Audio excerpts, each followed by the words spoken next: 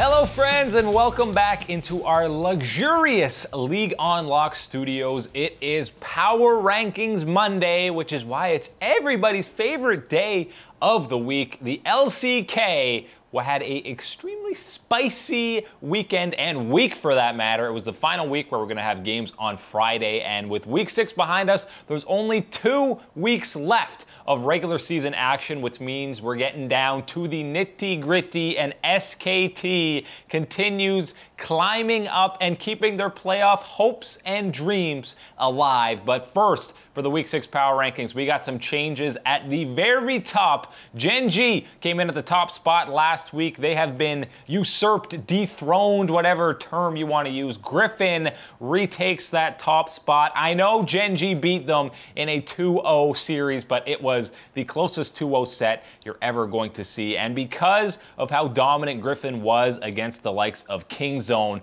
we put them back up to the top.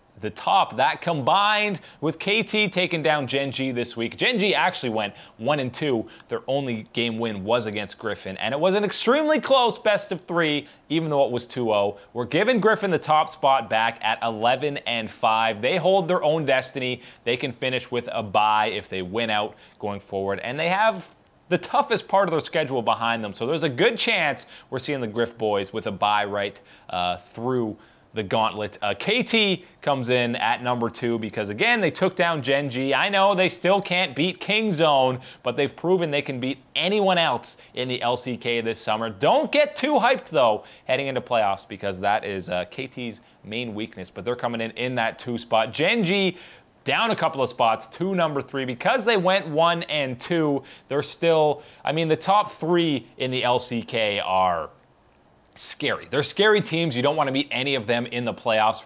I suppose top 4, but Kingzone, who's stagnant in that 4th spot from week 5, they're staying put. They have definitely looked the most vulnerable that they ever have with this roster, and they've been very inconsistent. We saw them get completely mollywopped 4 times this split by Griffin. They've gotten destroyed by a couple of other teams as well and lost even to some bottom feeder teams. The bot lane, not as consistent as we're accustomed to seeing. Khan is not dominating across the board, and Cuz is looking better than Peanut in that jungle spot. BDD has really been the only consistent force for Kingzone this split. So Kingzone not instilling fear in their opponents as much as we're accustomed to seeing them doing. Domestically, at least. We know their story international. But now even domestically, they are not looking as dominant. Number 5, oh boy, it is the boys from SK Telecom after a 3-0 week in week 6, including a huge, and I mean huge, series win against Gen G. It must be Faker popping off and carrying these boys, right?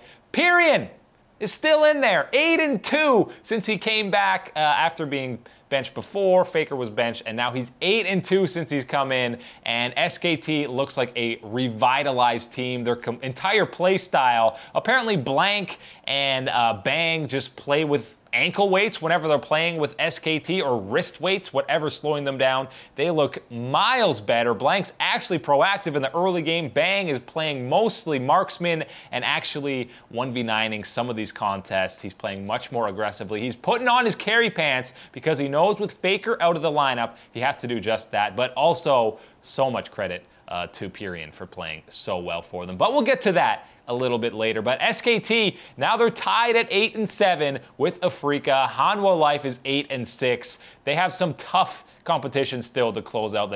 Their game against Afrika will probably determine this week who's going to get into that final playoff spot, or at least who still has a chance, because whoever loses that is going to have tough sledding going forward. Afrika is down that spot to number 6 on these power rankings, but still, same record as SKT whenever they match up. That is going to be a doozy, and despite one less loss, Hanwha comes in at number 7. Feel like Afrika and now SKT, which I didn't think I'd ever be saying this split, actually look like stronger teams. And as long as Pyrian keeps winning, we're probably not going to be seeing Faker for a little while, which is, At the start of the split, we said who's going to have a bigger impact, Pyrion or Fly, the two NA imports who actually aren't imports. And we joke, that was a joke, but now they're actually both having massive impacts. They faced off this weekend in 3 games. You didn't see Crown or Faker in the entire series, which is absolutely insane. The bottom 3 on our power rankings have been pretty much consistent through the majority of the split. You got MVP, Jin Air, and BBQ. All of them, actually, save for MVP. Lately, MVP has actually looked weaker than them at times, but I still think they're a stronger team. Maybe Jin Air passes them here to close out the split and avoid the promotion tournament. But for right now, MVP 8, Jin Air in at number 10, or 9, excuse me, and closing out the top 10 is BBQ. We alluded to the standout performer from week 6 a little earlier. It has to be Pyrion, the new face of SK Telecom. He had a fantastic week for them. Already mentioned they went 3-0, 4 different champions. And what's the most incredible is most of these champions are right out of Faker's champion pool. Orianna, LeBlanc, Rise, and even Swain. We've been seeing Faker play lately, but Pyrion was playing out of his mind, and he even takes less resources than Faker. Again, you've got to expect Faker to return to this SKT lineup soon, but what I'm hoping for this squad is that they see how they play with Pyrion in the lineup, and they kind of understand, hey, if we just play like this with Faker in the lineup, we're going to be an even stronger team and can maybe actually make a little bit of noise in playoffs, assuming we get there. But right now, Pyrion has looked like a totally different player than we ever saw him in the North American LCS. It really is a hyperbolic time chamber to play in NA, because when you come back to Korea and you have these more structured organizations, more strict practice, and really more efficient solo queue practice and scrim practice, you're like, wow, this is leaps and bounds better than whatever we got going on over there in North America. So Pyrion, shout outs to you leading SKT